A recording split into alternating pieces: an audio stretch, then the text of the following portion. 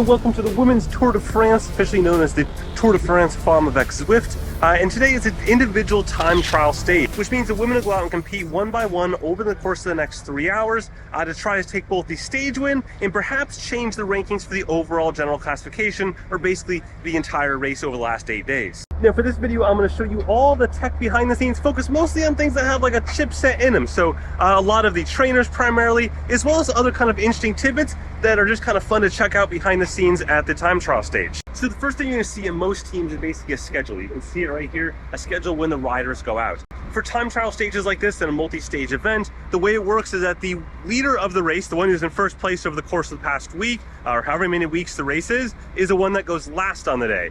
The people that go first on the day are the ones that are basically furthest back in the field. You'll also see listed who their follow car is. So these are the follow cars here and the riders right there. All of the riders will have with them their dedicated follow car. You can see an example of that right here.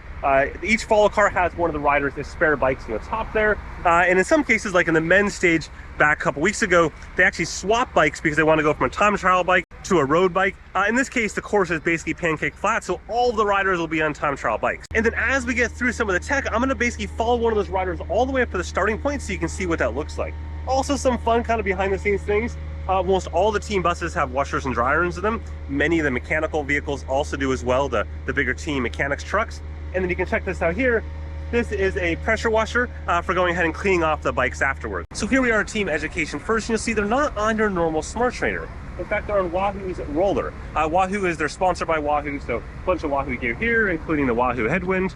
But the core thing that the roller allows them to do in a time trial stage like this, it allows them to get the bike off really quick and straight out to the line. That also minimizes any last-second gearing sort of issues or compatibility issues and things like that. We've seen in the past when mechanics will have to go ahead and dork with something at the last second. This ensures that doesn't happen. For most people, the Wahoo roller isn't a great solution, but it is a very good solution for things like this, pre-race warm-ups, as well as even fit inside of a bike shop and stuff like that. So you don't deal with any sort of real-world compatibility. You just toss that thing right on there, pull it right off, and you're done. So these guys have just emptied out their little trolleys of polka dot jerseys going back to the mothership to load up again. And the KOM jersey is by far the most wanted item that anyone can try to grab at the Tour de France. And here being the last stage of the women's side, that means that they're kind of just literally giving these things. I mean, they're always giving them away, but in this case, so you just walk up and grab one. And it looks like actually one of the ladies that basically has been giving these things out and standing on the back of the truck for the last week managed to snag a team car ride with one of the team cars there. They were just exchanging after the fact, basically giving the driver one of these, and she got out of the car, and it's a pretty cool deal. And for her to be able to go ahead and do that on a stage like this, it's again, not a very long stage, but it's pretty rare to be able to get going in a team car, especially for basically parts of the caravan, which is what these are here. And hey, just a quick note, if you are enjoying this video, now's a great time to go ahead and give it a like or a subscribe for plenty more sports technology goodness. Okay, we were just talking about some of the challenges with having these disc wheels that then are swapping back onto TD bikes that all configure them onto direct drive trainer. Here at Team UAE, one of the ladies there is having that exact problem. The mechanic is there trying to figure out why you hear this clicky click. You definitely probably can't hear it on the video. I can hear it, she heard it, everyone else heard it, and so now they're trying to figure it out. And more than likely, it'll be 100% perfectly fine once she puts that disc wheel back on, but certainly it's causing some concern, and that's a great example of why you might use the roller. They are a Wahoo sponsored team. You can see those Wahoo Kicker V5s there.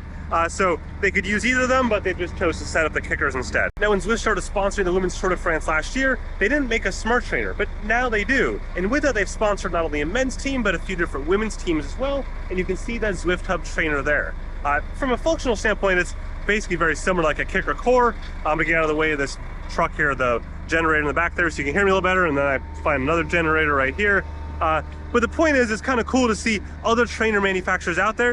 In the past, you've really only ever seen Tax, Elite, and Wahoo as the big three. Now, it was kind of hard to see from the other side, but from this side, they're actually on Zwift. You can see this little video caught at the last second as the rider got off and they changed things up. But in particular, their structured workout is actually programmed in there. You can see it if you're looking closely in the upper left-hand corner. It's a little too far away to see the exact steps that they have programmed in there, but I can see those steps, and that's actually a pretty good use of it. Now, for those of you who watch some of the videos I did on the men's side, you'll know that the Lidl Trek team has had a fruit stand out front on the men's side every single day of the stage. It's got a bunch of fruit in there, including a pineapple. I regret to inform you, the women's side does not have a fruit stand. I did ask why, and it sounds like that's a sore point, that they don't have a fruit stand. So maybe next year they'll get a fruit stand. I'd hope so. I mean, everyone likes a fruit stand. So a couple interesting things here at Human Powered Health and some trends I've seen across the board. Number one, all the teams I've seen thus far have had Wahoo Kicker V5s, which is last year's edition, well, actually it's a couple years ago edition, not the newest one, this V6 from last summer. Couple reasons for that. Number one is that some of the teams have special decals on them, and so that's decals they would have got last year. Also, from a functional standpoint, there's almost no difference that's meaningful to teams. V6 has Wi-Fi, V5 does not. And certainly the individual riders probably got V6s for home. These are just the ones that are throwing it in the truck. You can actually see the cardboard is still on some of these, as opposed to the ones they probably have at home that have, of course, been used throughout the entire season. Next, you'll notice a bunch of different GoPro mounts around the team vehicle. You can see one right here. You can see one down there. Undoubtedly there are more as well. The teams do their own social media in some cases, as well as some teams work with ASO, the sponsor of the event, for other things. Like then there's a sponsor media where a company like Wahoo will do some bits here, or Zwift, etc. So there's lots of folks that have interest in putting action cams on cars, especially in these sorts of stages where they're following an individual rider. So another couple of interesting things there at Team SD Works. Number one, you'll see the Tax Neo 2Ts, that's their team sponsor of course, but in particular you'll notice that there is both yellow colored ones as well as green colored ones. The yellow colored one being the one for the yellow jersey winner, the green one being for the green jersey holder, and you can see they also have the signs right up front provided by the race organizer, so you can find these people amongst the sea of team vehicles. And then of course you're also noticing one of the riders down there on the roller, as well as doing some core stretches and whatnot, which you don't normally see, to be honest, at least outside. I'm sure they're probably doing them inside the team vehicles, but in this case they're just out there doing it. Place that probably makes the most sense. And then the last thing you may notice if you peek over my shoulder right there, is that one of the riders is on rollers. Again, in that case, it's not actually because she's got a disc wheel sort of thing like you saw with the Wahoo roller. In this case, it's more than likely she just simply prefers rollers. Some of the riders out there really do prefer rollers and that kind of realism feel they get, especially on a time trial stage. Meanwhile, here at Movistar, bus got a boo-boo. But as always, it's nothing that a little bit of a tape can't fix. In this case, some clear packing tape. So in this case, Team Canyon SRAM is sponsored by Zwift, but not for the trainers. So as such, they're running Zwift, you can see it there, but they're actually running it with the Elite Sweeto-T, which is basically just an Elite trainer that doesn't have the cassette included. Thank you, Rainmaker. just got called out in the back there, and there, somebody knows me. Hello, somebody. So interesting tidbit from the Biscuit team here. And looking at their trainers, those are Elite Sweeto trainers, but none of them are labeled as Elite Sweeto trainers. All the branding is gone. Instead, they've got some of the other sponsors. And looking at all the other sponsors on the trucks and the cars, I actually don't see Elite on there. So I think they just bought those trainers, spent a lot of time trying to get the Elite logos off, and then put their own logos on. I'm gonna check with the Elite folks in a second here and see if I can get that answer before the end of the video. That is officially the best disc wheel on earth. It's just a giant biscuit.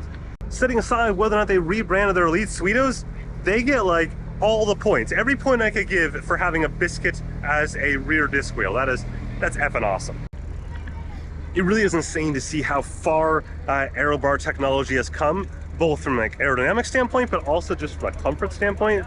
That looks so much more darn comfortable than any aero bar I've ridden. So two things of note from Quickstep. Number one is that you see down below the Tax Neo 2T. That's obviously their government sponsored team, but in particular, they've gone ahead and labeled the Plus ID on the trainers, depending on, it's on a different side, so you can just see the one from this angle, but that way they compare it to it more easily. And then two, you see one of the riders going ahead and exchanging or taking off the cooling vest. It's actually not a super hot day out today, but every little bit helps from a core temperature standpoint. So that's a case where they're trying to get their aerobic engine and legs warmed up, but also trying to stay a bit cool so they don't overheat in the warmth here. And you'll see those cooling vests at virtually every team. You can see there's an image of them stacked up on one of the teams for riders that have already gone. So I have an update on the Cofidis RV and why they have a little RV as opposed to every other team here having a nice big bus like that one right there. And the answer is simple. One of the guys there actually just recognized me and he came up and said hi. And I asked him about it, and it turns out the answer is really simple. The bus died. The bus died 3 days ago, midway through. So the women started with the bus, and then the motor on the bus is hard dead. And so they had abandon ship literally, and now they're in this small RV to get them to the finish line. So update from Team Biscuit, I got confirmation from Elite that they are not an elite sponsor team, but rather one of their other partners, as you see on the side of them, bought the trainers and rebranded them, which does take dedication. It's not easy to get all that paint off as well as they did. Okay, both the yellow jersey and green jerseys are warming up right now. The green jersey, in fact, just stepped off. I'm gonna go then and start working our way up towards the starting area, basically show you what that looks like. So we're gonna find a team that's got a rider heading on out, and we'll catch up with them. Okay, so here's how this is gonna work. Behind me is all the team buses area, and then coming down is one of the Lidl truck vehicles. They're gonna come on down through here, make sure my badge is out, good to go. Bonjour. Put through it on the photo best because it's just a little bit easier to get through here with this. And so you can see the team's going to go ahead. They've got their mechanics in the back. They're actually watching one of their other riders on a tablet in the back right now. And now they're going to get to the name of the rider. So this is basically just this suction cup mount system. Pops right on. They're validating it with the team to ensure it's the correct one. And even though there's an order here, we still want to make sure that you get the right vehicle for the right rider plate for the right vehicle. And then from here, they're going to keep on working their way all the way down to the start. We're going to keep on going through here. It's a bit of a haul, so I'll just jump cut up ahead. Now, what you got here is a line of different vehicles. You have team vehicles. They're adding some wheels to one of the folks. I think it's Team UE right there right now. And then you've got Lidl and Trek and others all lined up next to the riders. But you also have official vehicles like this Skoda one right there. And so these are sponsor vehicles. There's also race official vehicles as well. And for the sponsor vehicles like this, they're pretty much carrying VIPs with them. In fact, I can see one of the ones up there. Let me just get a different camera so you can zoom in and check this out. So that's one of the Team Sarah, I'm hoping I'm pronouncing that correctly. One of their vehicles. It's basically this really old school car. Here's a different picture from yesterday on it. Pretty cool to see that in the race itself though. So I just asked, they use that as their official follow vehicle. So when I saw it go out, there was not another vehicle in front of it. That was it. That's super cool. I just chatted with the guy for a second. They were very psyched about the fact that I even asked about that vehicle. Yeah, they had, you can see the tablet inside so they can watch the team. They also probably have VeloViewer on that as well during the stage so they can track progress and upcoming stuff. There's not a lot of upcoming stuff on this particular stage, but still, that was cool. And you can see the bikes on top as well, ready to go, the spare bikes in case they need it. In any case, you can see one of the Canyon SRAM riders has just come down through here. And what happens next is they're going to go through the UCI checkpoint. So they're basically going to validate the bike conforms to all of the rules. And sorry for the helicopter up above here. So you can see it going through, they're going to check it. And in particular, they're checking different dimensions. So there's allowed dimensions for each one component on this bike, as well as allowed angles. So you can see the angle on the seat post right there being checked. They're also likely checking weight as well, using that laser pointer right there to go ahead and validate all the different angles. And then once it's good, the bike is given back to the team mechanic. So in this case, the Canyon SRAM mechanic, and then it's off into the back here. In this case, you can see one of the riders, one of the Team Canyon SRAM riders is on a trainer, so one of these Zwift hubs back there that is sponsored by, and while other riders are just simply waiting off to the side here. Now from there, they go ahead and they work the way up the ramp. You'll see they'll actually go up the steps next to the ramp. Nobody wants to try to go up that ramp, especially when it's wet like it was earlier today. And then they're held there in the starting booth until it's their time to start. They're set on intervals every couple minutes so that hopefully they don't overlap each other. And then once that's all set, they're basically given the countdown and off they go. You'll then see the team car on the left-hand side.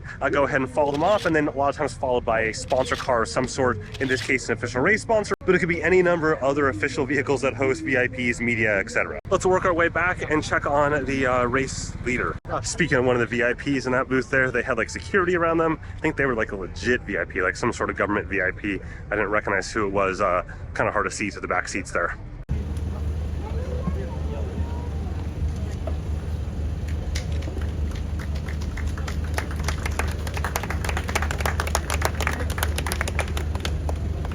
So you can see the yellow jersey holder right now, Demi Vollering, just going through the checks on her bike.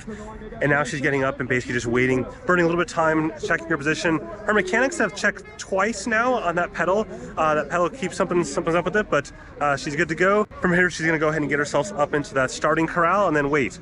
And now check out the view from back here, hanging out right behind it with a starting system. There's both a primary timer system as well as a secondary timing system there, and paper in between there. Like, it's old school style in case something goes wrong. Obviously, this is like the biggest stage in the world. You can't have things go wrong and have nothing at all to back it up. So there is that paper just in case they need it. And with that, she's off. And I can't show you anything more beyond that point because that gets into like rights holder stuff and all that. But you can see the team's already packing up their TT bikes. There isn't really a need for them to have the TT bikes. The road bikes they'll definitely keep out, and the riders will undoubtedly ride them over the coming days.